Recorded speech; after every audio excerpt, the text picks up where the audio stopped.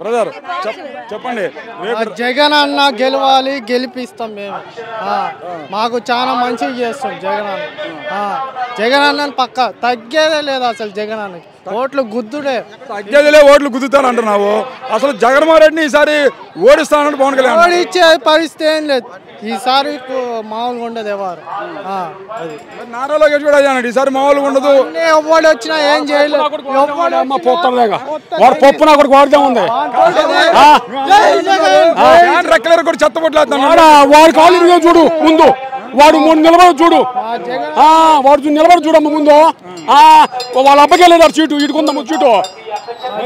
పవన్ కళ్యాణ్ కూడా అన్నాడు ఈసారి జగన్ ఓడిచి తీరుతానని శబ్దం చేస్తున్నాడు. వాడు ఎన్ని చెప్పినా ఎన్నన్నా 100 వచ్చేది జగనే.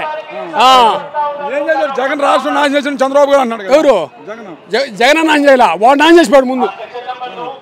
ఒక్క మాట నువ్వు ఆ మాట అంటున్నావు, మరి అసలు జగన్ పరిపాలన పిచ్చోడి చేతిలో రాయలేకుందని అన్నాడు.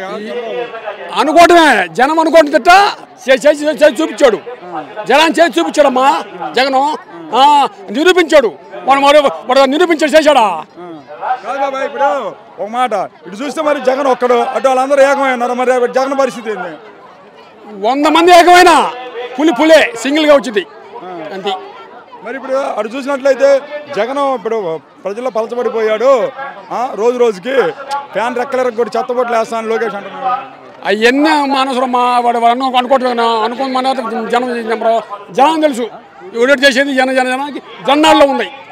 అది గెలుస్తాడు మళ్ళీ. 175 డోంట్ డౌట్.